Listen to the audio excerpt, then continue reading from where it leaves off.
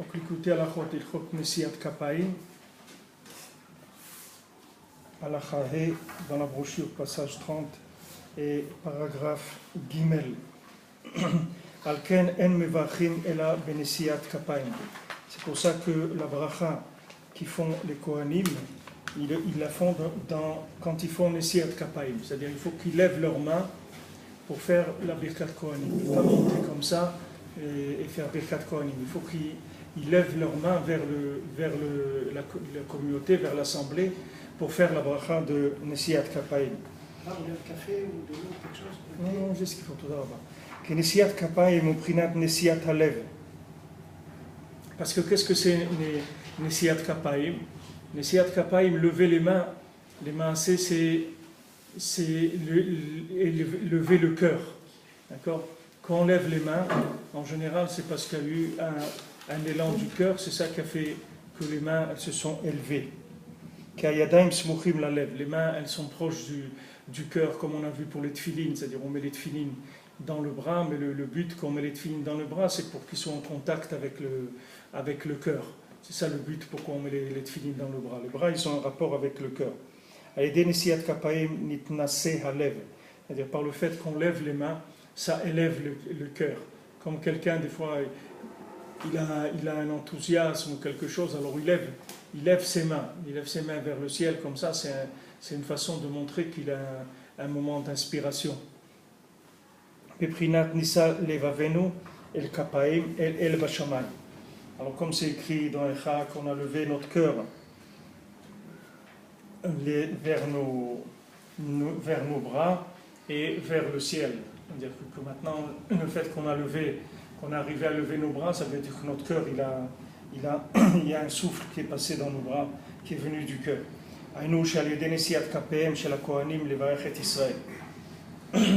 C'est-à-dire par le fait que maintenant, les Kohanim, ils lèvent leurs bras pour bénir le Ham Israël. Hem menas'im halev el hadibur pe shesham ahava kdosha. Donc maintenant, ils élèvent le cœur vers la parole, dans laquelle se trouve l'amour de Kdusha. Que là-bas, c'est l'endroit où il réside, comme on avait vu que le Yud, on avait vu que le Yud, il était dans la bouche, et que le Vav, il était dans le cœur. Pour que le cœur il puisse recevoir une lumière et un tikkun de là-bas.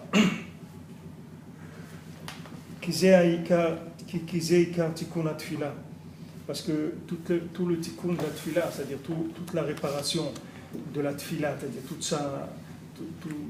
toute la force qu'elle a la tfila, quand on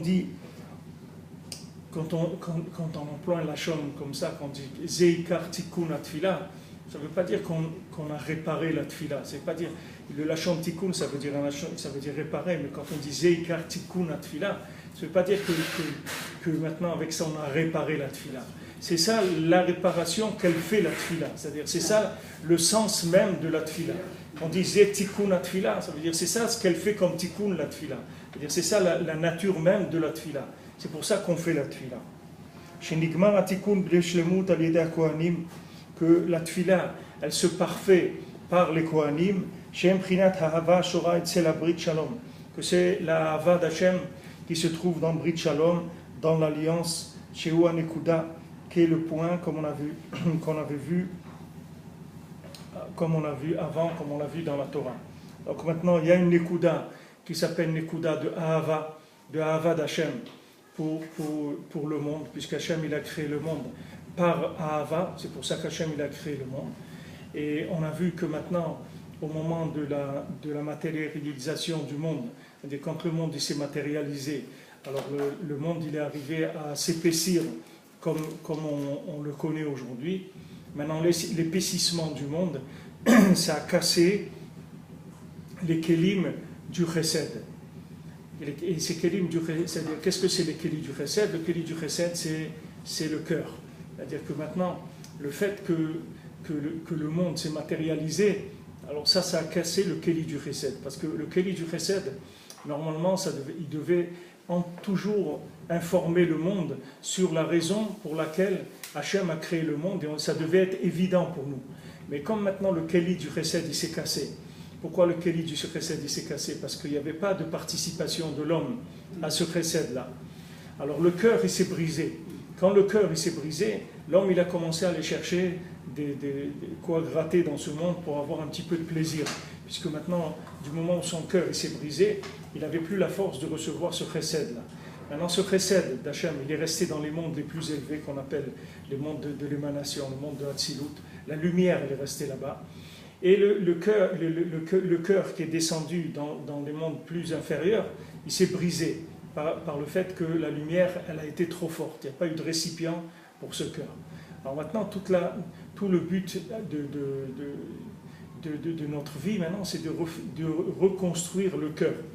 C'est-à-dire de reconstruire le Keli du cœur. Alors on avait vu que le cœur de la Birkat Kohanim, c'est pour nous reconstruire le cœur. C'est ça le but des Kohanim. Nous on croit que les Kohanim, ils font la bracha en Israël, ils bénissent le peuple. Mais le but des Kohanim, ce n'est pas la bénédiction. Le but des Kohanim, c'est de réparer le cœur de chacun, de manière à ce qu'il puisse recevoir la bénédiction d'Hachem. C'est pour ça qu'après, on dit, Hachem il dit, Ko tevachu ben Israël, Hachem il dit au Kohanim, voilà comment vous allez bénir. Et à la fin, Hachem il dit, Va'ani avarechem. Mais c'est moi qui vais les bénir, c'est pas vous. C'est-à-dire, qu'est-ce qu'elle va faire votre bénédiction? Elle va leur réparer le cœur.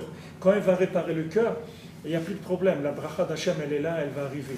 Alors ça, vous pouvez le voir dans le monde. C'est une erreur monumentale que malheureusement, qui a été répétée des milliards de fois dans ce monde. Cette erreur-là, c'est-à-dire ce problème-là, il s'est manifesté chez des milliards de gens dans ce monde. C'est le problème des couples. Vous voyez par exemple un couple, des gens qui viennent, qui vous disent « nous on s'est mariés parce qu'on s'aimait ». Et maintenant 20 ans après, 30 ans après, ils parlent de divorce. Comment ça se fait qu'ils parlent de divorce? Il y a 20 ans, vous vous êtes mariés parce que vous aimez. Alors les deux vous disent oui, on s'aimait, mais maman, de la folie, on s'aimait vraiment, c'était extraordinaire. Je dis, mais pourquoi vous voulez divorcer 20 ans après? Qu'est-ce qu'il y a eu? C'est ce principe-là. C'est-à-dire le Keli, il n'a pas été alimenté. C'est-à-dire le Keli, il n'a pas été entretenu. Comme le Keli, il n'a pas été entretenu, à un moment, le Keli s'est cassé. Quand le Keli s'est cassé, le Chesed, il n'a plus où résider. Donc comme le Chesed, il n'a plus où résider, il s'en va petit à petit. Alors, quand les gens ils sont, disons, bien éduqués, etc., alors ils continuent malgré qu'ils ne ressentent plus rien, etc. Ils disent, bon, c'est la vie, il y a un début, il y a une fin, c'est comme ça maintenant, après 20-30 ans de mariage, peut-être on ne ressent plus, c'est comme ça. Les gens, ils continuent, sans trop de conviction, mais ils continuent. Et il y a des fois où les gens, ils n'arrivent pas à continuer, parce qu'ils ont un besoin affectif d'être alimentés, ils ont besoin affectif que ce Keli-là, il leur transmette la bracha d'Hachem, c'est-à-dire qu'ils ressentent ça. Maintenant, ça, c'est valable dans les maisons, c'est valable pour tous les idéaux qu'il y a eu dans le monde. Vous allez prendre des idéalistes, des grands idéalistes qu'il y a eu, vous allez prendre des grands mouvements, les mouvements hippies, les mouvements mai 68, qu'est-ce que vous voulez, là où il y a eu des grands idéalistes. Maintenant, vous les prenez, ces idéalistes, après, vous les trouvez, et bien vous allez le trouver, il travaille à la banque BNP Paribas, il a un costume, il a une cravate, il ouvre la banque à 8h moins quart, il rentre chez lui à 5h, il a une petite voiture et il écoute les informations, France Info, et il écoute qu'est-ce qui se passe, et là. Et alors maintenant, si vous le prenez, vous lui dites, mais monsieur, je vous connais, vous étiez en mai 68, vous étiez en haut, là, sur les barricades, tout ça, vous aviez l'air vraiment très très sincère dans tout ça. Et il dit, eh oui, qu'est-ce que vous voulez, c'est la vie, hein, qu'est-ce qu'on peut faire, c'est comme ça. Le Parlement européen. Qu'est-ce qu'il y a eu? Qu'est-ce qui s'est passé? Qu'est-ce qui s'est passé? Il s'est passé, c'est le même principe, c'est ce principe-là, c'est le même. Le principe, c'est le même. C'est que le Keli qui reçoit le Chesed, l'inspiration, c'est le Chesed. L'idéal, c'est le Chesed. Pourquoi quelqu'un maintenant, il a un idéal, il a un idéal que quelqu'un d'autre n'a pas? Parce qu'il a reçu une lumière de Chesed plus grande que les autres. Donc ça le fait lâcher toutes les bêtises de ce monde et il va vers ce Chesed-là. Maintenant, ce qu'il doit savoir, c'est que ce Chesed-là, on lui donne un récipient momentané pour vivre ce Chesed-là et pour se bouger C'est-à-dire, comme on a vu, le cœur, il va lever les bras et la personne, elle va commencer à avancer, etc. Mais il faut savoir qu'il y a un entretien à faire. Que si on n'entretient pas le Kéli en recevant la bracha des Kohanim en permanence, c'est-à-dire en recevant la bracha des Tzadikim, comme Akadosh Baruch Hu, il a dit à Avraham Avinu, Veheye bracha, toi-même tu vas être une bénédiction pour le monde. Ça veut dire que tu vas être une bénédiction pour le monde. Ça veut dire que tu vas permettre à celui qui cherche Hachem de pouvoir continuer à chercher, de pouvoir continuer à être un idéaliste. Et vous allez voir des gens, vous prenez ici à Meachari, des gens, ils ont 95 ans, ils sont sur des chaises roulantes. Vous les voyez, ils vont au mikvé tous les jours, ils vont à la synagogue tous les jours. C'est des idéalistes. Il a 95 ans, le bonhomme, mais c'est un idéaliste. Il n'a jamais baissé dans son idéal. Il ne s'est jamais refroidi dans l'idéal. Pourquoi? Parce qu'il a entretenu le récipient. C'est-à-dire le récipient, il a toujours été chercher Birkat Kohanim. C'est-à-dire la bracha des tzadikim, la Torah des tzadikim, les conseils des tzadikim. Pour que la bracha, elle reste. Même Paro, je vous l'ai dit plusieurs fois, mais ici c'est dans un autre contexte, pour le comprendre, même Paro, quand il a vu Yosef, quand Yosef il lui a interprété le rêve, et il lui a dit voilà, on a vu avant que quand quelqu'un il a rêvé, c'est bien qu'il interprète pendant Birkat Kohanim, parce que justement la bracha des Kohanim, elle arrange le récipient, ça permet de voir clair dans le rêve, ça permet de voir ce qui est vrai, ce qui est faux. Même Paro, quand Yosef il lui a dit voilà ce qui se passe cette année d'abondance, cette année de famine. Donc tu vas stocker pendant cette année de famine. Et et après, pendant les 7 années d'abondance, tu vas stocker. Cette année de famine, tu vas manger ce que tu as stocké. Maintenant, Paro lui a dit, si Hachem, il t'a fait savoir ça à toi, ça veut dire que maintenant c'est toi qui vas le faire. C'est toi qui vas rester dans notre pays. Et moi, je vais te donner tous les pouvoirs. Et c'est toi qui vas le faire. Maintenant, il y a des gens qui étaient présents là-bas, qui ont entendu le conseil de Yosef. Ce n'est pas un conseil il n'y a pas besoin de sortir de l'ENA pour trouver un conseil comme ça. Ce n'est pas difficile. Quelqu'un vous dit, voilà, pendant 7 ans, je vais gagner beaucoup d'argent, et après, pendant 7 ans, je ne vais pas travailler. Ce n'est pas difficile. Tu prends l'argent que tu gagnes beaucoup pendant 7 ans, tu mets de côté. Et les 7 ans après, tu vas manger. Quel est le génie qui est là-dedans? Il n'y a pas de génie. Le génie, c'est Yosef. C'est-à-dire que ceux qui ont écouté le conseil et qui ont été faire ça de par eux-mêmes, quand ils ont ouvert leur grange quelques mois après, ils ont trouvé que tout avait pourri. Tout ce qu'il y avait dedans, ça avait pourri. Parce que le fait maintenant que le Kéli, il se complète, c'est ça qui fait que la lumière, elle reste dedans. C'est-à-dire que les gens ce qu'ils ne comprennent pas, c'est que quand on fait la bracha de Birkat Kohanim, Hachem, il te donne une bracha, il te dit « Yivarechecha Hachem veishmerecha » qu'Akadosh Baruch Hu te donne la bénédiction et qu'Hachem il te protège, il te garde. Pourquoi il doit te garder? Parce que si Hachem il te donne la bracha et il ne te garde pas, la bracha ne sert à rien. La bracha elle va partir. Si vous donnez à quelqu'un, vous lui versez un liquide dans une passoire, le liquide il va s'en aller parce qu'il n'y a pas Vishmerecha. C'est-à-dire le Kéli il est troué, donc la bracha elle s'en va. Donc il faut travailler sur deux pôles, c'est-à-dire d'un côté on a besoin du Yud qui est la lumière des Chassadim, et d'un autre côté on a besoin du Vav qui est le cœur, que ce cœur-là il soit pas troué, parce que si le cœur il est troué, vous mettez de la lumière dedans et elle s'en va, parce que le cœur il est troué, il est cassé, le cœur il n'arrive pas à contenir la lumière, à la garder. Si quelqu'un il arrivait à garder la lumière qu'il a, la plupart des gens ils ont de la lumière à revendre par rapport à ce qu'ils ont besoin. Ils ont beaucoup plus que ce qu'ils ont besoin pour vivre dans le monde. Mais seulement comme le cœur il est troué, alors ça s'en va. C'est-à-dire ça s'en va, la lumière elle s'en va. Elle s'en va vers quoi? Alors maintenant il a reçu une lumière. Au lieu que cette lumière il l'utilise pour approfondir la Torah, pour aider les gens, pour faire quelque chose. Alors cette lumière il va l'utiliser pour aller à Carrefour, pour s'acheter la dernière Porsche, ou pour se payer des vacances à Chamonix, ou aller faire de la plongée sous-marine, à Eilat, ou n'importe quoi. C'est-à-dire cette lumière chez lui, elle va se transformer tout de suite en consommation. Parce que la différence entre un consommateur et quelqu'un qui se rapproche d'Hachem avec la lumière, c'est uniquement le cœur. Comment le cœur, il réagit par rapport à la lumière. Si le cœur, maintenant, il est propre et il est entier, alors le cœur, il traduit la lumière en énergie divine. C'est-à-dire, il en fait un mishkan pour Hachem. Si maintenant, le cœur, il est troué, alors cette lumière, elle va passer dans la Sitra Chara Mamash, c'est-à-dire la personne elle va aller dans la Sitra Chara. Et vous aviez comme ça d'ailleurs dans mai 68, vous avez deux juifs qui étaient les têtes de mai 68 et qui étaient très copains.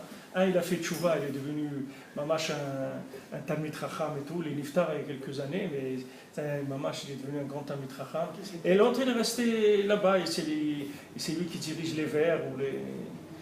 Le truc européen, le Parlement européen. Maintenant, la lumière qu'ils ont vue les deux, c'est la même. C'est la même lumière. Seulement, il y a une interprétation de la lumière.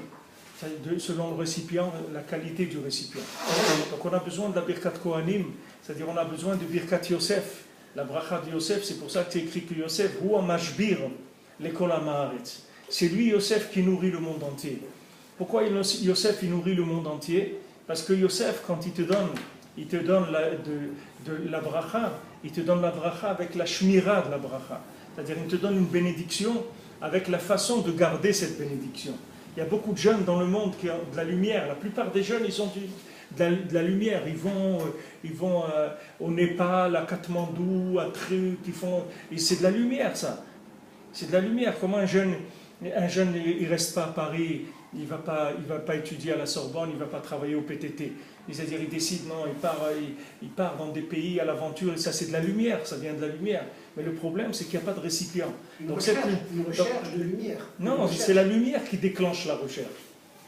Ouais. Vous ne pouvez pas chercher dans le noir. C'est la lumière qui déclenche. La lumière, c'est un appel. Maintenant, quand la personne, elle voit cet appel, elle répond à l'appel. Mais ce qu'il faut savoir, c'est que la réponse à la lumière, elle doit être avec le Keli.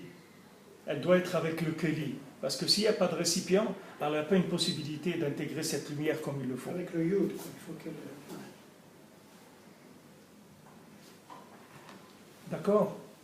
Maintenant, dans le monde de la Torah, ça vous pouvez aussi l'amener dans le monde de la Torah. C'est-à-dire que ce même principe-là, il marche à l'intérieur même de la Torah.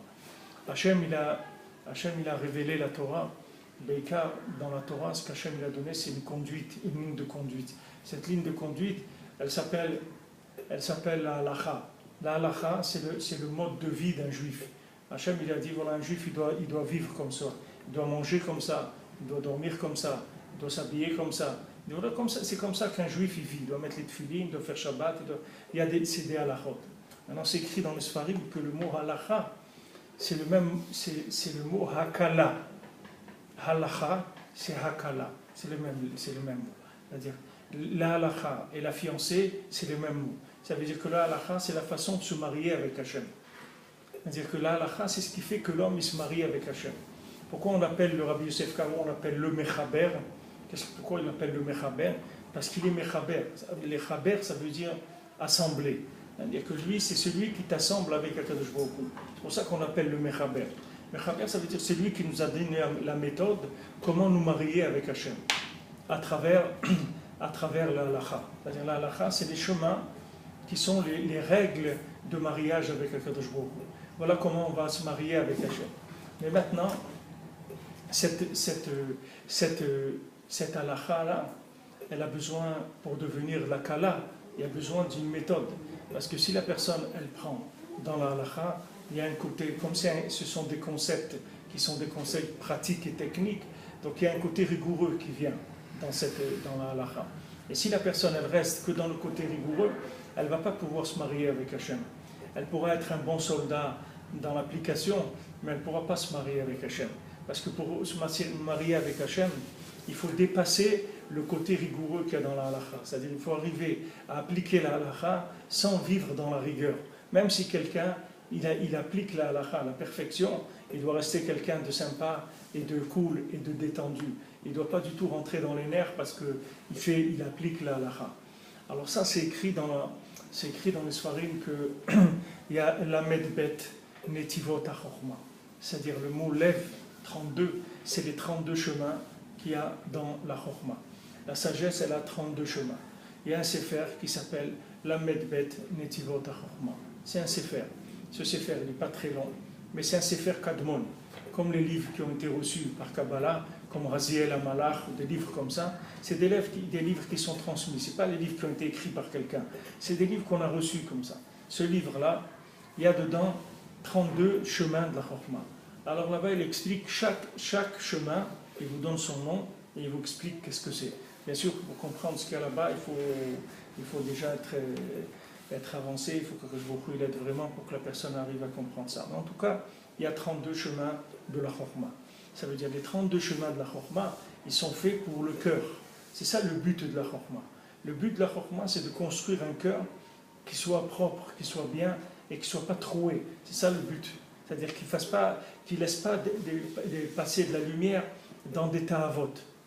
Quelqu'un qui ressent de la lumière, cette lumière-là, soit il va maintenant aller au kotel, il va faire des teilim, ou il est chez lui, il va prendre un livre, il va prier, il va faire quelque chose, il va allumer une bougie pour un tzaddik, il va donner un tzedaka, il va danser pour Hachem, il va quelque chose. Et un autre, il va prendre un joint, il va écouter Jimi Hendrix ou n'importe quoi. Ça aussi, c'est de la lumière. C'est de la lumière aussi, c'est la même chose.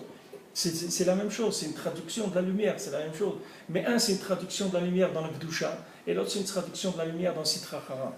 Maintenant, l'origine de ces 32 chemins de la Chokhmah, ils sont dans le livre de Bereshit, dans la Parashat Bereshit. Dans Parashat Bereshit, jusqu'à Yom HaShishi, Hachem il parle de vendredi, il y a 32 fois le mot Elohim. Si vous prenez Bereshit, Bara, Elohim et Hashamayim et Haaretz, vous démarrez de là jusqu'à Shishi, vous allez trouver 32 fois le mot Elohim, pour vous montrer que là se trouvent les 32 chemins de la Chokhmah. Mais pour l'instant, il se représente sous le côté Elohim. Le côté Elohim, ça veut dire qu'il se présente sur le côté rigoureux. D'accord? C'est-à-dire, c'est halacha, mais c'est pas kala. C'est halacha, mais c'est pas la kala. Pour l'instant, c'est la halacha. Ça veut dire c'est Elohim. Elohim, c'est Gematria Teva, c'est rigoureux, c'est la rigueur.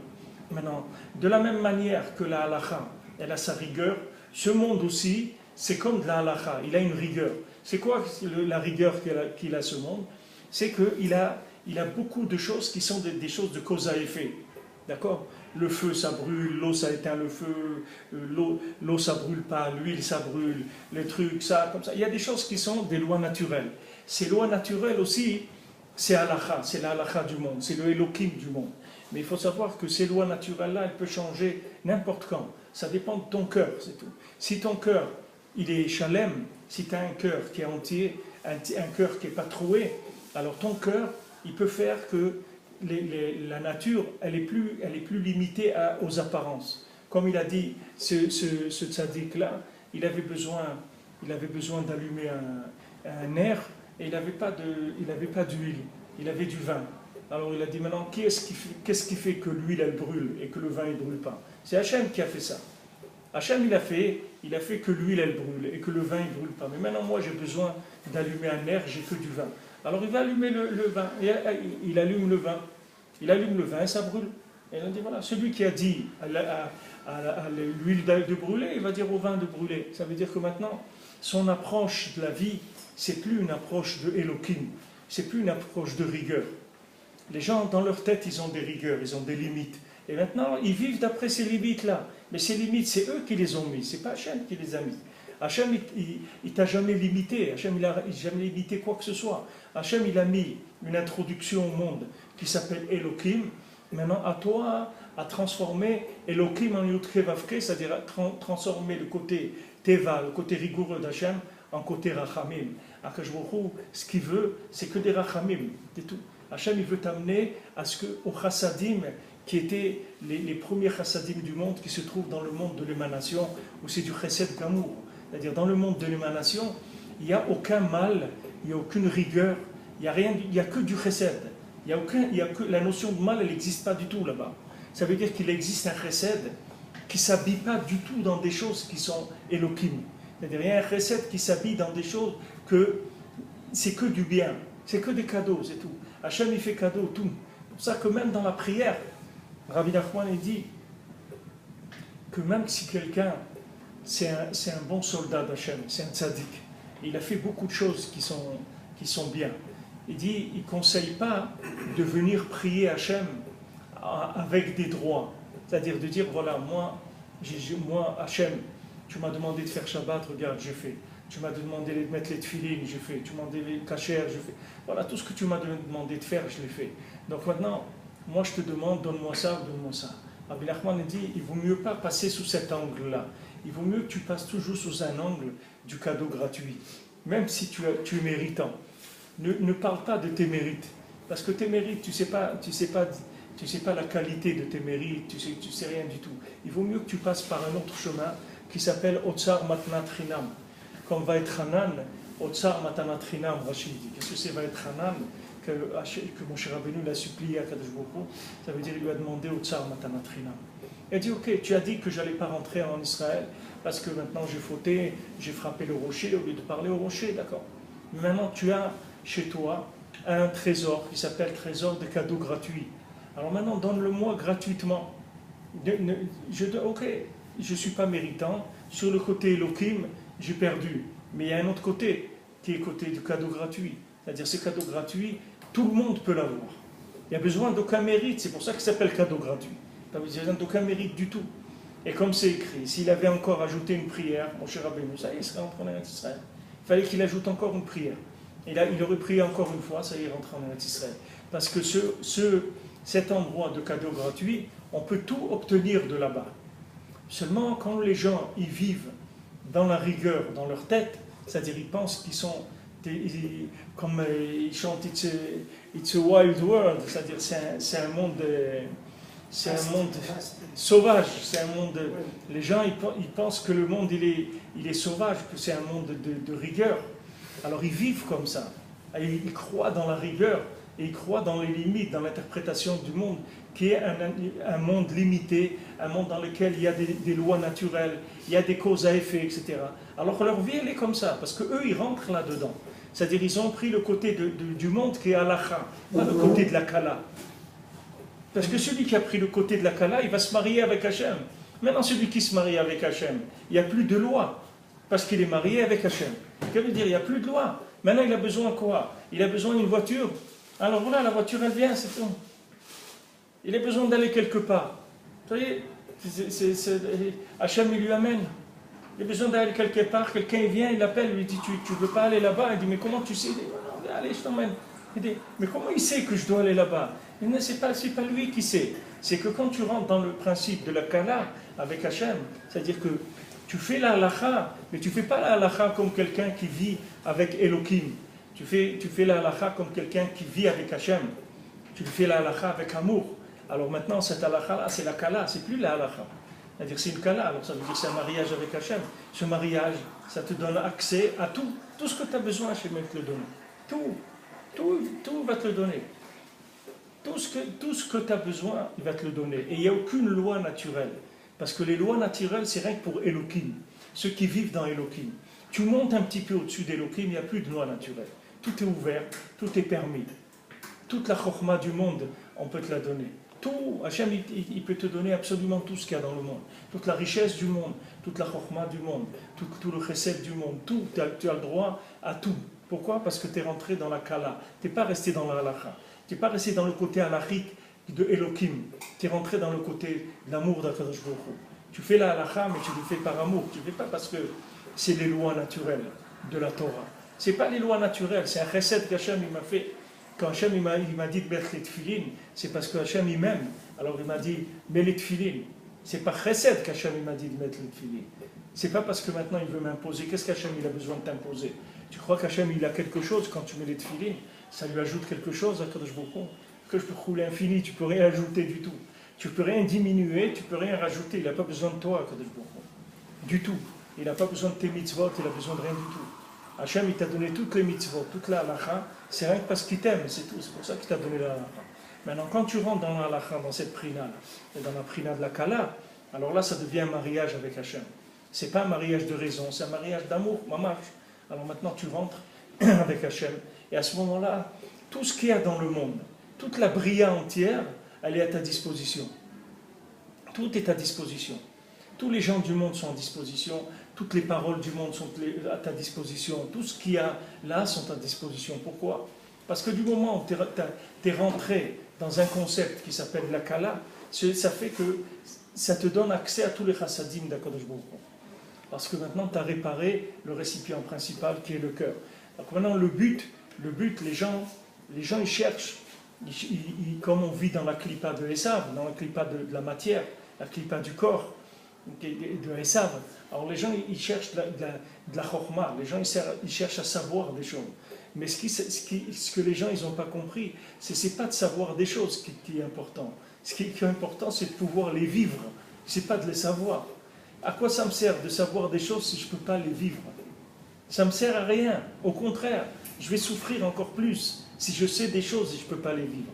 Plus je vais savoir des choses, et moins je vais pouvoir les vivre, et plus je vais être malheureux.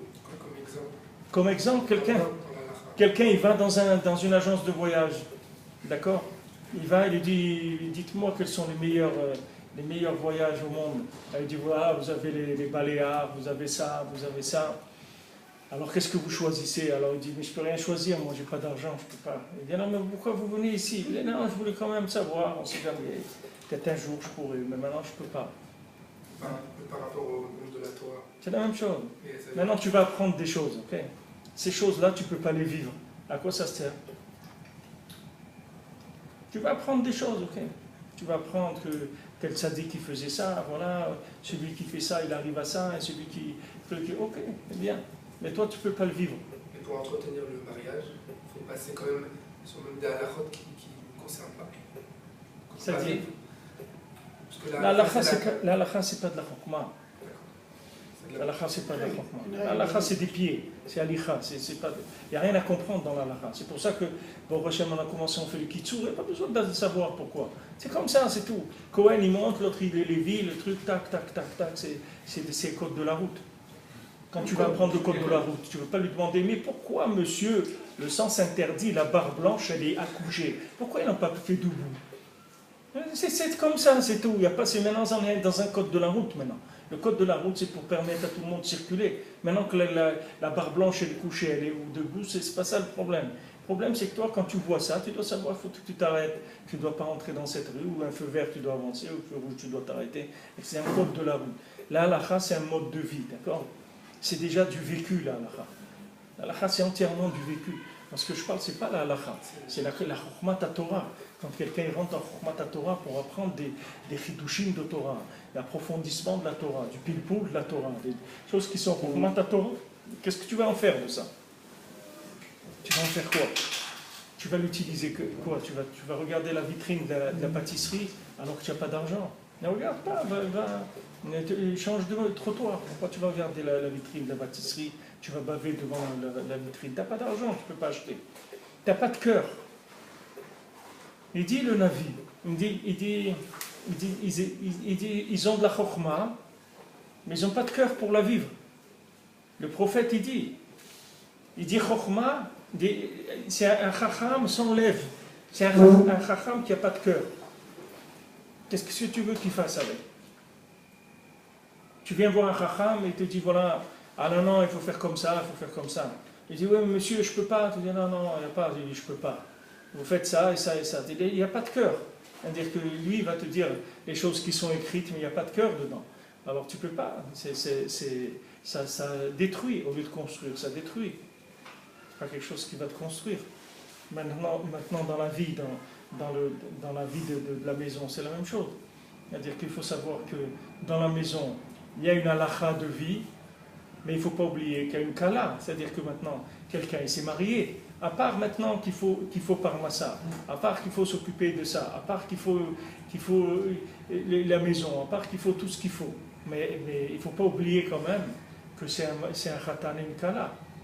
C'est ça, il ne faut pas oublier que tout ça, on l'a fait pour ça. Il ne faut pas quand même oublier ça, parce que c'est ça le ikar. Maintenant, si quelqu'un il est tellement rentré les gens ils croient parce qu'il s'est marié, c'est un acquis, ça y est, c'est sa femme. Ça y est, c'est sa femme, mais jusqu'à la tombe. Maintenant, 20-30 ans après le mariage, Pitom, il voit un truc, que la femme elle est plus d'accord de continuer, shalom, quelque chose comme ça. On dit, mais qu'est-ce qui s'est passé? Mais il s'est passé, c'est pas chaud, c'est que tu as oublié que c'est une kala, c'est pas halakha. Une femme, c'est pas que de faire le marché, de remplir le frigidaire, de payer le loyer, de payer l'électricité. À part tout ça, ok, tout ça c'est bien, mais c'est pas le but, c'est pas ça. Le but c'est qu'on s'est marié, c'est ça le but. C'est ça qu'il faut entretenir, Beikar. Beikar, c'est ça qu'il faut entretenir. Et ça, les gens l'oublient. Les gens croient parce qu'il s'est marié. Alors la femme, elle vient avec des tanantes et dit, écoutez, monsieur le rabbin, moi je suis marié, ce monsieur-là, regardez-le, il n'est jamais sorti avec moi dans ma vie. Il ne m'a jamais emmené promener, il ne m'a jamais emmené au restaurant, il ne m'a jamais... Rien. Quand je vais au restaurant, c'est tout seul, ou je vais avec mes enfants. Mais lui, jamais il veut sortir, jamais il veut venir avec moi, jamais... Rien. Ça veut dire que le gars, il s'est marié, il est rentré dans Elohim tout de suite. Il a oublié que c'est une kala. Que c'est une kala, sa femme. Le marié, c'est un mari et une femme. Il ne faut pas qu'il oublie ça. Et il croit, il est rentré dans la technique. Bon, maintenant, ce mois-ci, comment on va faire? Bon, il faut qu'on pense acheter un appartement, on va payer comme ça, on va faire... Attends, mais après tout ça, il faut le vivre. Il faut vivre cette aventure-là. Avant de parler de tout ça, il faut la vivre, l'aventure. C'est à quoi ça sert? À quoi ça sert tout ça? Alors maintenant, cet exemple-là, qui est un exemple que malheureusement, on vit beaucoup aujourd'hui, parce que les gens, ils sont rentrés dans la halakha de la vie, c'est-à-dire que le côté matériel de la vie, il prend tellement de place que les gens, ils oublient que quand même, il y a une kala, c'est-à-dire qu'il y a un khatan et une kala. Il ne faut pas oublier quand même qu'on est des êtres avec des sentiments, avec on attend une attention, de l'affection, etc. Et ça, il faut le développer. Si on ne développe pas ça, on va arriver à un moment sur un mur, c'est normal. C'est des choses qui sont évidentes. La Torah, c'est exactement la même chose. Si tu prends la Torah comme quelque chose de rigoureux uniquement, à un moment, tu vas arriver sur un mur. Pourquoi? Parce qu'à un moment, tu ne vas plus avoir envie de faire la Torah. Du tout. Tu ne vas plus avoir envie du tout de faire la Torah. Pourquoi? Parce que tu n'as pas cherché à te marier avec Hachem. Tu as fait toujours avec un côté rigoureux, un côté extérieur. Et tu crois que ça va durer tout le temps. Mais ça ne va pas durer tout le temps. À un moment, ton cœur, il va tellement aller chercher des choses qui sont des bêtises de ce monde, qu'il va t'emporter même le minimum de la halakha, ça aussi, il va l'embarquer avec lui. Parce que le cœur, il est parti trop loin. C'est pour ça que Rabbeinu, il dit dans cette Torah, c'est-à-dire que Rabbeinu, il nous met toujours en garde par rapport au cœur, de faire attention, de garder toujours une communication permanente, journalière avec Akadosh Baruch Hu. Parce que si tu n'as pas une communication journalière, si tu ne parles pas tous les jours avec Hachem, si tu ne parles pas tous les jours avec ta femme, si tu ne parles pas tous les jours avec tes enfants, ben sache que Chazit Shalom, tu vas les perdre. Parce que le contact, il s'en va. La vie, elle s'en va, Pachout. Si quelqu'un ne parle pas avec Hachem, il ne peut plus vivre la Torah après. Il n'arrive plus. Alors maintenant, si c'est quelqu'un de très fort, avec beaucoup de nerfs, alors il peut continuer à aller à la synagogue, à faire des choses, etc. Mais c'est que des nerfs, il ne faut pas lui parler de ajouter quoi que ce soit. Il ne faut pas parler non plus d'ouverture, vers un avenir nouveau, un changement, un chamboulement dans la vie pour la Torah ou truc. Il ne va pas pouvoir. Il ne va pas pouvoir, parce que sa Torah, c'est une Torah qui lui prend énormément d'énergie nerveuse. Il ne pourra pas. Mais il n'a pas cherché à mettre là-dedans, à mettre un peu d'amour. C'est ce que Rabbeinu te dit. Il te dit, tu viens faire la tfila. La tfila, c'est quelque chose de très élevé. Il faut que tu mettes ton cœur dans la tfila. Parce que si tu ne mets pas ton cœur dans la tfila, il y a un jour que tu ne vas plus la faire, la tfila. Parce que ça va être tellement dégoûtant que ça va te dégoûter. Tu vas perdre ton temps 1 heure comme ça dans un truc, avec un minyan ou un truc, et le kaddish, que je fasse moi, tout ça. Ben, je ne peux plus, j'arrive pas. C'est trop dur. Et trop pourquoi? Parce que tu n'es jamais rentré. Mais rentre dans la prière. Mets ton cœur dans la prière. Tu ne peux pas mettre le cœur dans la prière entière, c'est trop long. Ok. Mais un petit passage, commence un petit passage. Par exemple, Hodou, ou Baruch She'ama, ou Ashrei, ou Alléluia, ou la Shira, ou le Shema. Ce que tu veux, rentre quelque part. Mets ton cœur, applique-toi là-bas. Et quand tu vas mettre ton cœur là-bas, tu vas voir que la prière elle va s'ouvrir. Et quand la prière elle va s'ouvrir, tu vas voir que non seulement c'est pas une chose qui est barbante, la prière, mais que c'est le plus grand plaisir qui existe au monde. Parce que tu vas rentrer en communication avec l'infini et tu vas commencer à sentir l'infini dans ton cœur. Et ça, c'est le plus grand plaisir qui existe sur terre. Il n'y a pas un plus grand plaisir que ça, que de ressentir les chassadim d'Hachem dans son cœur. C'est le plus grand plaisir qui existe au monde. Mais pour ça, il faut commencer, il faut faire un effort, il faut s'engager, il faut chercher la kala. Il ne faut pas rester sur le côté halachique, pour s'acquitter de ce que j'ai à faire. Je ne veux pas m'acquitter. Alors maintenant, il dit, ouais, mais comment je peux faire? Je travaille 8 heures par jour.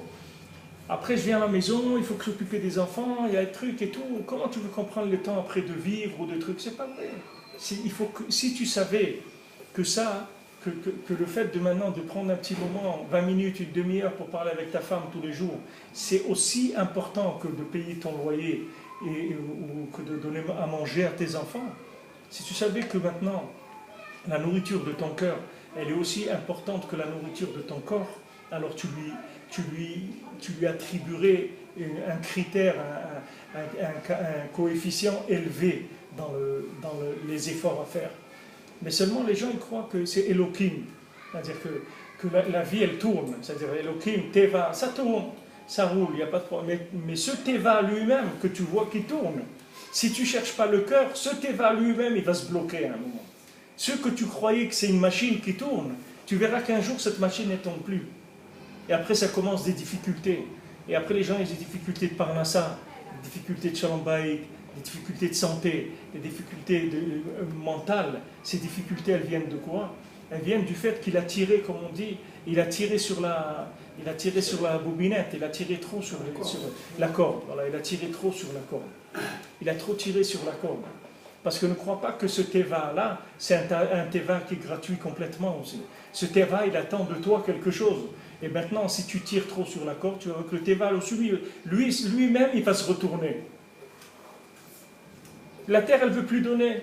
Elle ne veut plus donner à manger à la personne. Alors le gars, il vient, il cultive, il ne pousse rien. Et il dit, je n'ai pas envie de te donner à manger, c'est tout. Pas envie de te faire pousser des trucs. Maintenant, tu as mis des graines, tu as mis des engrais, tu as mis tout ce que tu veux, ben, ça ne pousse pas, c'est tout. La terre, elle ne veut pas donner. La terre, elle ne veut pas donner. Pourquoi elle ne veut pas donner? Parce que maintenant, le type, il a tiré sur la corde du Teva. Il a trop profité. Il a voulu exploiter le Teva. Trop. Alors, le Teva, il se referme. C'est-à-dire, même le minimum, il ne le donne plus. Alors que maintenant, s'il ouvrait son cœur un petit peu, qu'il essayait de chercher comment maintenant il peut se rapprocher d'Akadosh Baruch Hu Behemet, à son niveau à lui, il verrait que toute la bria entière, elle va lui sourire. Tout va s'ouvrir. Et toute cette machine-là, qui a l'air tellement austère et fermée, elle va s'ouvrir complètement pour devenir une machine de chassadim. Et on va venir lui donner tout ce qu'il a besoin, tous les jours, il aura tout ce qu'il a besoin, dans la Torah, dans la tfila, dans la parnassa, dans les amis, dans la maison, dans le chinour de ses enfants. Donc il va voir que tout roule, parce qu'il va alimenter les points vitaux. Les points vitaux, il ne les oublie pas. Quand quelqu'un rentre chez lui à la maison, il doit savoir qu'il y a un zman, il y a un temps à consacrer à l'entretien de la kala. Ça s'entretient. La kala, elle s'entretient. Les rapports avec la kala, ils s'entretiennent. Même si quelqu'un, ça fait 40 ans qu'il est marié, il doit entretenir des rapports avec sa femme, qui sont des rapports de kala. C'est pas parce que ça fait 40 ans qu'on est marié que ça y est, c'est un mariage de Elohim. Pas du tout. Tiens, même ça fait 40 ans qu'il est marié, il peut rigoler avec sa femme, il peut la faire rire, il peut la faire sourire, il peut la sortir, l'emmener manger quelque chose, rendre visite à des gens qu'elle a envie de voir, de sa famille ou des amis ou n'importe quoi. Pourquoi il ne va pas faire ça? Parce qu'il croit qu'il a acquis, c'est à lui, mais ce n'est pas à lui du tout. Il n'y a rien qui est à lui, qui est à nous. Il n'y a pas d'acquisition dans ce monde-là. Il n'y a aucun qui n'a rien acquis dans ce monde. Tous les gens, ils sont partis les poches vides, ils n'ont rien amené. Comme celui qui a laissé un mot à son fils, il lui a dit de lui mettre des chaussettes dans sa tombe. Elle a dit, après la Chevra Kadisha, elle a dit non, on ne peut pas mettre les chaussettes. Il a dit, mais non, mon père, il m'a dit que je dois l'enterrer avec une paire de chaussettes dans la tombe. La Chevra Kadisha, elle dit, je s'excuse, mais on ne peut pas enterrer quelqu'un avec quoi que ce soit. Il part sans rien. Alors après, il est rentré chez lui, il a trouvé la lettre de son père, qui lui a dit, tu vois, mon fils, même des chaussettes, on ne peut pas les emmener. Il a dit, c'est pour ça que je t'ai appris ça. Même une paire de chaussettes, tu ne peux pas l'emmener avec toi. Dans ça, que je t'emmène rien, c'est tout. Que tu ne vas rien prendre avec toi d'ici. Ça, il faut que ça te rentre dans la tête. Il faut que tu comprennes que tu ne vas rien emmener du tout. Qu'est-ce que tu vas emmener? Ce que tu as connu Hachem ici, c'est ça que tu vas emmener avec toi, c'est tout. C'est la seule chose que tu vas emmener. Combien tu as connu, combien tu as aimé Hachem. C'est ça que tu vas emmener avec toi. Tout le reste, tu le laisses ici. Il n'y a rien. Alors, ce n'est pas la peine de s'angoisser s'il y en a pas, un peu plus, un peu moins. Non, rien du tout. De toute façon, je ne vais rien prendre avec moi. Mais par contre, si je suis arrivé à aimer Hachem dans ce monde, si je vais le servir avec amour, alors là, je vais emmener beaucoup de choses avec moi. Je vais emmener beaucoup de choses, je vais emmener des niveaux de connaissance d'Hachem, des niveaux de communication qui vont nous faire rentrer dans les mondes supérieurs, en haut, dans des endroits qui sont très très élevés, où il y a des plaisirs qui sont indescriptibles par rapport à ce monde. On ne peut pas les décrire dans ce monde parce qu'il n'y a rien qui ressemble à ça, donc on ne peut pas décrire ça. Alors ça, c'est le principe de la Birkat Kohanim. C'est pour ça qu'on va chercher Birkat Kohanim. On va chercher Veillez Bracha. Abraham Avinu, Akadosh Baruch Hu lui dit, regarde, toi tu vas être une bénédiction. Regardez dans le Chumash, suivez le chemin de Lot. Vous allez voir que Lot, le neveu d'Abraham Avinu, tout ce qu'il a eu, c'est grâce à Abraham Avinu. À chaque fois, vous allez voir qu'il a eu ça parce c'est écrit dans le Passouk toujours. Vous allez voir que la proximité qu'il avait, la proximité qu'il avait d'Abraham Avinu, c'est ça qui lui a donné la bracha qu'il avait dans tout. Même Agar, quand Sarah l'a renvoyé, le malach il lui a dit retourne chez Abraham. Il a dit mais elle me jette, elle me fait souffrir. Sarah a dit retourne là-bas parce que c'est là-bas où il y a tout se passe là-bas. Sache que tout se passe dans cet endroit-là. Dans la maison d'Abraham Avinu, c'est là où il y a tout qui se passe là-bas. Ne va pas ailleurs, va là-bas, ne bouge pas de chez Abraham Avinu. Et bien, elle est restée là-bas à Agar, et grâce à ça, elle a reçu la bracha. Et après, elle est redevenue la femme d'Abraham Avinu quand Sarah est nifteret, et elle a eu des enfants avec lui, etc. C'est là où ça se passe. Hachem lui a dit à Abraham Avinu, toi, tu vas être toi-même une bracha. C'est-à-dire que maintenant, c'est comme si vous avez une borne qui émet des ondes pour le téléphone. C'est-à-dire, le Icar, c'est la borne, ce n'est pas un autre téléphone. Un autre téléphone, il ne peut pas vous aider. Celui qui va vous aider, c'est la borne qui émet la possibilité de se communiquer. C'est ça le Icar. Le Kohen, il vient, comme Rabbi Nathan nous a expliqué, le Kohen. C'est pour ça qu'Abraham est devenu un Kohen. On l'a vu dans la Torah. Il l'a amené dans la Torah 34, c'est écrit dans la paracha de cette semaine. Vous voyez que pas de cette semaine, de la semaine dernière, de l'Ech Lecha, tu vois qu'Akadosh Baruch Hu, il dit à Abraham Avinu, et toi, tu vas être Kohen Léolam. Toi, tu seras un Kohen pour l'éternité. Qu'est-ce que veut dire tu es un Kohen? Ça veut dire que tu es en toi-même un facteur de bénédiction. En toi-même. C'est pas que maintenant que tu vas bénir le monde. Toi, tu es une bracha pour le monde. Que tu existes, c'est une bénédiction pour le monde. Parce que toi, tu es un pôle de transmission. Tu es un pôle d'attraction de la divinité dans le monde. Et celui qui va se rapprocher de toi, il sera béni. Il sera béni. Regarde Abraham Avinu, qu'est-ce qu'il fait pour aller sauver Lot et de là. Et après, le roi, il veut lui donner de l'argent. Il dit, je ne veux pas de ton argent, moi. Garde ton argent, je ne veux pas d'argent du tout. Je n'ai pas besoin de ton argent. Moi, Hachem me donne tout ce que j'ai besoin. Ton argent, je ne le veux pas. Le garder, ton argent. Je ne veux pas. Mais là, je ne suis pas intéressé par ton argent. Abraham Avinu, il se bat, il sauve Lot. Pourtant, Lot, ce n'était pas un Ben Adam tellement reluisant. Hein. Ce n'était pas un Ben Adam de niveau. Et tu vois, Abraham Avinu s'est battu, etc., pour le sauver. Parce qu'il était proche de lui, c'est tout. Il était proche de lui. Le Kohen, le tzaddik, qui sauve les gens qui sont proches de lui. Pourquoi? Parce que la personne, elle a compris que la proximité avec Abraham Avinu, ça valait plus que toute la richesse du monde, plus que toute la spiritualité du monde, plus que tout. Parce que cette proximité-là, c'est la proximité de l'élément principal qui diffuse la divinité dans le monde. Celui qui va être avec toi, il sera béni. Akadosh Baruch Hu lui dit, voilà, celui qui va te bénir, il sera béni. Celui qui va te maudire, il sera maudit. Mais pourquoi? Pourquoi celui qui va le maudire, il sera maudit? Qu'est-ce qu'il y a? Et celui qui maudit quelqu'un d'autre, il ne sera pas maudit. Pourquoi celui qui maudit Abraham Avinu sera maudit? Celui qui maudit quelqu'un d'autre ne sera pas maudit. Parce qu'Abraham Avinu, c'est la source de la bénédiction du monde. C'est-à-dire que s'il n'y a pas Abraham Avinu, le monde, il n'existe même pas. Le monde, il n'a aucune raison d'être. Et les Toldot Shamaim Vaaretz, Bei Barham, al décret Bei Barham, et la Bei Abraham. S'il n'y avait pas Abraham Avinu, le monde, il n'aurait pas existé. S'il n'y avait pas les tzadikim, le monde, il n'existerait pas. Tu crois que le Hachem, il a fait le monde pour des souris, pour des cafards? C'est pour ça qu'Hachem, il a fait le monde. Hachem, il a fait le monde pour des gens qui révèlent la parole d'Hachem dans le monde. C'est pour eux qu'il a créé le monde.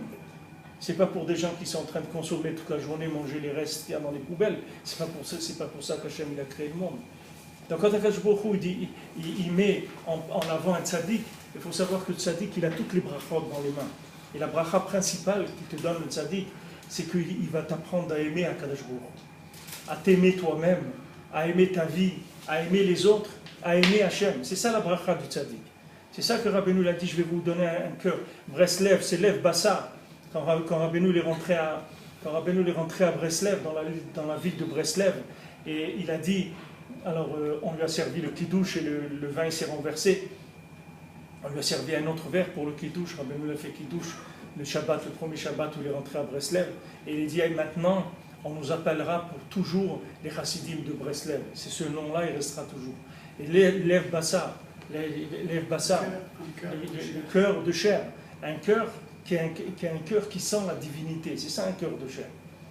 Un cœur de chair, c'est un cœur qui reste avec l'idéal. C'est quelqu'un, après 40 ans de mariage, il est capable d'aimer sa femme comme le premier jour où il l'a rencontrée. C'est ça un cœur de chair. C'est un bonhomme ici, il n'est pas rentré dans les dynimes, il n'est pas rentré dans la rigueur de la consommation. Parce que si quelqu'un s'est marié pour la consommation, 40 ans après le mariage, il n'y a plus grand chose à consommer. Si c'est la consommation qu'il cherche. Mais si maintenant c'était un mariage, s'il a entretenu la kala, c'est-à-dire l'amour, au contraire, ça arrive à un moment de communication qui est 1000 fois plus grand que le début, un moment de bonheur extraordinaire. Parce qu'il y a un raffinement chaque jour qui se fait. On se raffine tous les jours pour arriver à des choses extraordinaires. Regarde Abraham Avinu et Sarah, regarde quel âge ils avaient. Ils n'avaient pas 18 ans, Abraham Avinu et Sarah. Et regarde quelle merveille de vie ils ont eu, quelle chose ils ont fait dans le monde, etc. Ça, tout le monde peut le faire. Il faut qu'il reçoive bracha du Kohen, c'est-à-dire du tzaddik. C'est ce qu'il dit ici que Hanush al-yedei nesiat kapem shel hakohanim levarech Israël em menassim alev el dibur pe. Ils élèvent le cœur de chacun vers la parole. Shesham ha'ava kdosha shora. Que dans la bouche, c'est là-bas où l'amour, le chesed, l'amour kadosh, il se trouve. Pour que le cœur il reçoive une lumière et une réparation de là-bas. Là, c'est la réparation au sens réparation. C'est-à-dire que le cœur, il se répare de cette lumière-là de chesed qui va se trouver dans la bouche. Quand maintenant tu vas prier, tu vas faire, c'est un acte de chesed. Quand tu vas parler avec quelqu'un, c'est un acte de chesed. C'est le chesed d'Hachem qui vient éclairer dans ta bouche. Et qu'est-ce que tu gagnes? Tu gagnes que ton cœur, il va se réparer. Vous voyez maintenant c'est de quoi Rabbeinu il parle dans la Torah. Il parle de parler avec le tzaddik, de parler avec son ami, de parler avec Hachem. Maintenant, pourquoi il dit parle avec eux? Parce que quand tu vas parler avec eux, le chesed d'Hachem, il va se révéler dans ta bouche. Et ce chesed d'Hachem qui va se révéler dans ta bouche, il va rentrer dans ton cœur, il va réparer ton cœur, de manière à ce que ton cœur, ça devient un récipient qui capte le bien, pas qui cherche le mal, pas qui cherche le profit de ce monde. Un cœur qui capte la divinité. Et ce cœur, il se répare avec la bouche. C'est pour ça qu'il te donne les pôles de contact. Le tzaddik, un ami, et la hitbodedut de parler avec Hachem. Voilà les pôles de contact. Cet ami, ça peut être sa femme aussi, quelqu'un qui parle avec sa femme. C'est aussi ami, comme c'est écrit, tu aimeras ton prochain comme toi-même. En priorité, c'est sa femme qui doit aimer comme lui-même. C'est elle qui doit aider, c'est elle qui doit lui faire de plus de chassadim dans le monde. C'est avec elle qu'il doit commencer. Et de elle, il va recevoir aussi, en parlant avec elle, il va pouvoir amener de la lumière dans son cœur, de manière à réparer son cœur. Son cœur, il est plus des fuites vers des choses qui sont pas cachères, qui ne sont pas aimables.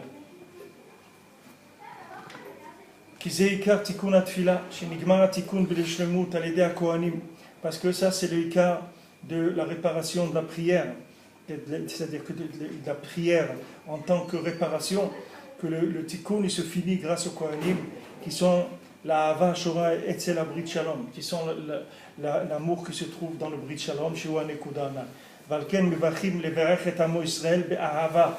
Pourquoi dire faire la bracha au Am Israël be'ahava, avec amour? Pourquoi il y a besoin de dire leverech et amo Israël be'ahava? Pourquoi ils ajoutent le mot be'ahava? Be'ahava daika. Précisément Be'ahava, avec amour, qui ikar atikun alidei galut ahava akdosha prinat kohen, parce que le ikar de la réparation, elle se fait quand il y a une révélation de l'amour kadosh, qui est le principe du kohen, prinat al kol peshaim techase ahava.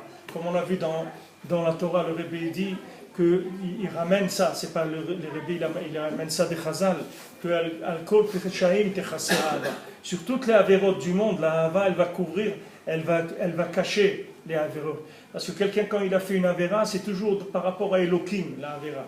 Quand quelqu'un il a transgressé, c'est toujours par rapport à la loi.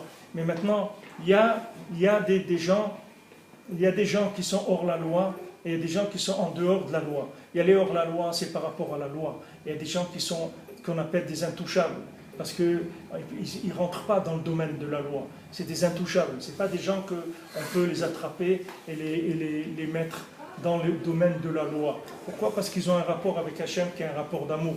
Ce n'est pas un rapport de loi. Alors quand les anges viennent pour accuser ces gens-là, ils disent mais regarde ce qu'il a fait celui-là.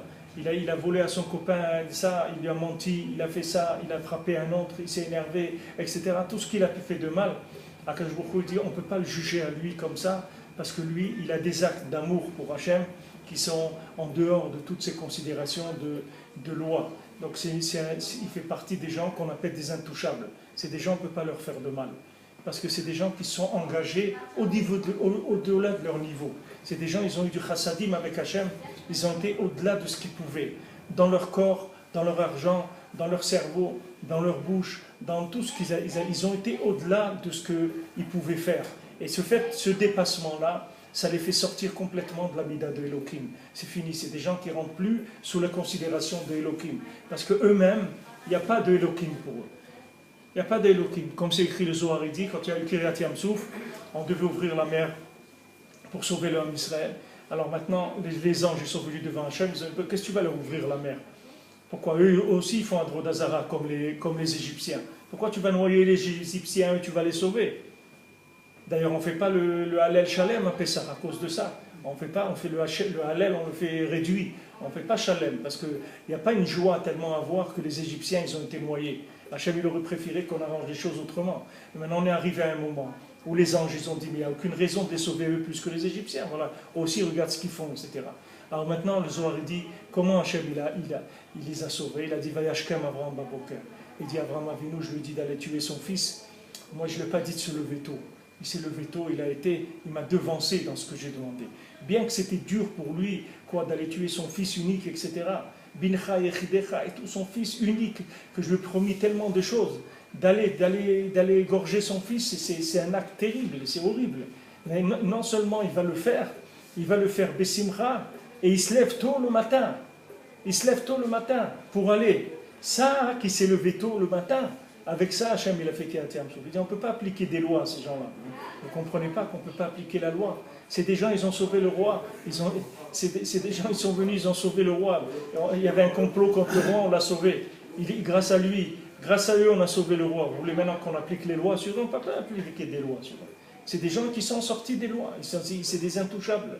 Comme on a vu avant, on a vu pour Moshe et Aaron. Il dit non, Aaron il est joyeux, regarde, il vient vers toi avec de la joie, il est content que tu aies été choisi comme dirigeant du Ham Israël. Non seulement il n'est pas jaloux de cette place, mais il est content que tu aies réussi. Vera'acha vesamach belibo, c'est écrit, il va te voir et dans son cœur il va être joyeux que tu as réussi. Il est joyeux de la réussite de l'autre, mais ça c'est extraordinaire. Quand quelqu'un est joyeux de la réussite de l'autre, il enlève toute la rigueur qu'il y a sur lui. Parce qu'il se dépasse, il dit non, donne à l'autre, donne-lui à lui. Donne-lui à lui qu'il réussisse. Ça me fait plaisir. Ça me fait plaisir. Ça me fait plaisir qu'il réussisse. Je suis content de le voir, mon frère, qu'il a réussi. Ça me fait plaisir. C'est quelque chose qui me fait plaisir. C'est pas non seulement je ne suis pas jaloux, mais j'ai un plaisir à le voir réussir. J'ai un plaisir à le voir heureux. Alors quand quelqu'un y rentre là-dedans, c'est sûr qu'il n'y a plus de rigueur. Fini la rigueur pour lui. On ne peut plus appliquer des lois de rigueur. C'est impossible. Comme c'est écrit, Abraham, il allait au-delà, il est devant Hachem. Ouais. Précéder ce qu'Hachem allait... Alech lefanaï veillez tamim, marche devant moi. C'est-à-dire d'Abraham Avinu devancer Hachem. Al-Ken al-Kohen mechaper al-Kol ha'avonot. C'est pour ça que le Kohen, il fait pardonner toutes les fautes. Le Kohen, il mechaper toutes les avérotes du Ham Israël. C'est lui qui mechaper. Quand vous allez au Beth Amikdash, vous avez qui est-ce qui fait le travail? C'est lui, c'est pas quelqu'un. Souvent, ça rentre dans notre discours, une chose qu'on m'a dit à ce niveau-là, c'est que le dîn est toujours nécessaire pour éviter le pain de la honte. Comment concilier les deux choses alors? Comment ça rentre? Parce que... Le pain de la honte, c'est quand quelqu'un veut recevoir du gratuit, mais sans y mettre son cœur. Sinon, c'est pas le pain de la honte. Le pain de la honte, c'est quelqu'un qui vient, c'est un profiteur, le pain de la honte. C'est quelqu'un qui vient et qui sait qu'il peut recevoir gratuitement Alors ça s'appelle le pain de la honte.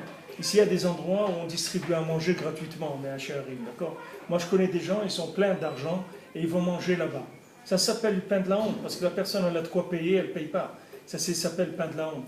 Alors, Hachem, il a donné la possibilité à chacun de faire en sorte qu'il va recevoir d'Hachem quelque chose qui a eu une participation de sa part. Mais de mettre le cœur dans ce qu'on fait, c'est la plus grande participation qui existe, puisque c'est se donner soi-même. Il n'y a pas plus grand que ça. Hachem vous a dit de payer, vous ne payez pas, vous devenez esclave. Vous donnez votre vie entière, qu'est-ce que vous voulez de plus que ça? Après on va vous dire, viens payer. Qu'est-ce qu'on va lui dire à celui-là? On ne veut pas lui dire payer, avec quoi? Il a donné sa vie, qu'est-ce que vous voulez dire de payer? Celui qui est mort al Kiddush Hashem, qu'est-ce que vous allez lui demander? Sa vie entière, il a donné pour Hashem. Il y a des gens, ils vivent al Kiddush Hashem, tu vois, qui meurent. Les gens, tous les jours, ils vivent pour Hashem. Comme Rabbeinu il rapporte, David Amelech, il dit, pour toi, on est tué tous les jours. On se tue tous les jours pour toi, on vit dans des conditions qui ne sont pas les conditions idéales pour un homme, mais uniquement pour l'honneur de ton nom, on fait ça. Maintenant, il n'y a pas plus grand que ça comme paiement. On ne peut pas payer plus que ça. Alors le Kohen, que lui, il est dans les chassadim, il est mechaper, et il pardonne toutes les fautes du Ham Israël. Prinat al kol peshaim techasser ahava. Sur toutes les fautes, l'amour, il va recouvrir, c'est-à-dire l'amour du Kohen, que le Kohen, il s'appelle Isha Chesed, que c'est un homme aimé d'Hachem, puisqu'il est séparé de ce monde et il ne vit qu'avec Hachem, le Kohen. Donc lui, ça va lui donner la force de pouvoir faire pardonner toutes les avérotes du Ham Israël.